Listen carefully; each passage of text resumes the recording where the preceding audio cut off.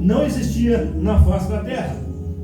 Aí o verso 5 diz aqui: toda a planta do campo, ainda que não havia na terra toda a erva do campo, e que não ainda brotava, porque o Senhor Deus não tinha feito chover sobre a terra. Não existia chuva, meus irmãos. Não existia chuva. E não havia homem para lavrar a terra. Deus não tinha criado o Adão ainda. E aí o que aconteceu para esse acontecimento de chover, regar a terra? Um vapor, porém, subia da terra e regava toda a face da terra.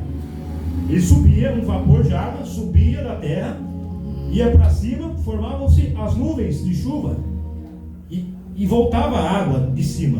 Era isso que acontecia. O verso 7, olha só o que diz aqui: e formou o Senhor Deus o homem do pó da terra, e soprou em suas narinas e o fôlego de vida, e o homem foi feito alma vivente. Deus pegou o barro, ele pegou o barro, formou o corpo do ser humano. Veio aquele sopro assim, ó. Quando ele soprou, o homem reviveu. O homem, ele começou a nascer ali. O primeiro homem na face da terra que Deus tem criado, Adão. Deus soprou nas narinas dele e ele acordou. A vida entrou dentro daquele ser e pôs na terra. Mas não para por aí não, meus irmãos. Para que Deus criou o homem? Não somente para lavrar e cuidar da terra, mas ele foi mais além disso. Que todo homem tem um propósito diante de Deus. Eu e você temos um propósito diante de Deus. Nós não estamos aqui na terra por acaso. Nós não estamos aqui à toa, perdendo tempo. Não, nós estamos aqui porque Deus tem um propósito comigo e com você na face da terra. Antes de nós conhecermos a Ele, antes de nós termos encontro com o Senhor, Ele já planejou lá no céu e no coração dele: vou criar o homem segundo a minha imagem e semelhança. E tem um grande plano na vida dele para se cumprir. Deus formou e criou o homem e pôs na terra.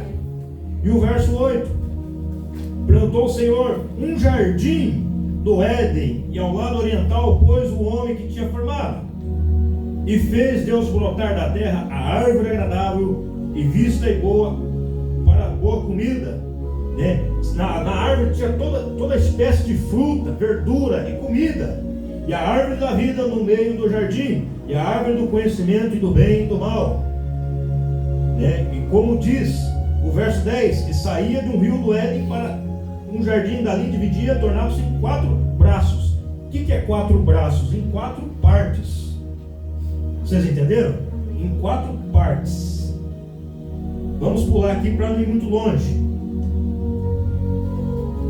O verso 13, o nome do segundo rio, Gion, que este rodeia a terra, e Cuxi, e o nome do terceiro é rio Idequel, que este vai para o lado oriental, Brasília, e o quarto rio é Eufrates.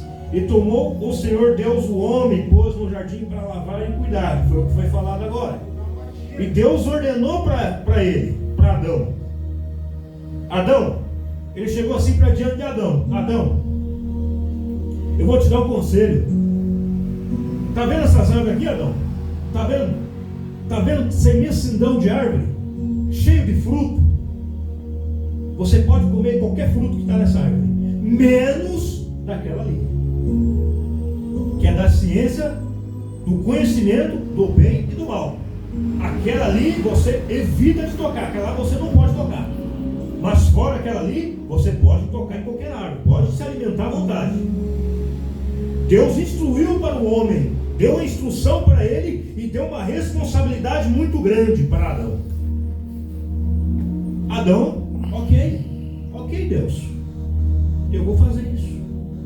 Tá, como diz aqui o verso 17: mas a árvore do conhecimento do bem e do mal, dela não comerás, porque no dia que você comer dela, certamente morrerás. O que significa esse morrerás? Morte espiritual. Morte espiritual. E morte física também. Está ligado aqui. Está coligado aqui nessa palavra. Deus orientou para Adão: não coma, porque senão certamente tu irás morrer. Os teus olhos vão se abrir. Mas isso é o que vai falar mais para frente. Amém, meus irmãos? Quem está entendendo a palavra em nome de Jesus? Glória a Deus. Então Deus orientou ele. Deus foi sábio orientar Adão. Muitas vezes, meus irmãos, Deus orienta a gente não quer seguir o padrão que Deus quer. Nós queremos agir pelo nosso braço. E aí o que acontece? Nós quebramos a cara. Depois nós, oh Deus, eu errei, Pai, me perdoa. Mas tudo bem, nós somos ser humano, né? Mas no caso de Adão aqui foi diferente. Amém? Vamos para o próximo tema. A criação da mulher, o verso 18. Você vê que Adão era um homem sozinho naquela época. Deus não tinha criado a Eva.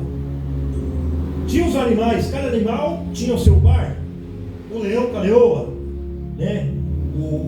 O tigre com a tigresa, né? As aves do céu, cada um com seu par, né?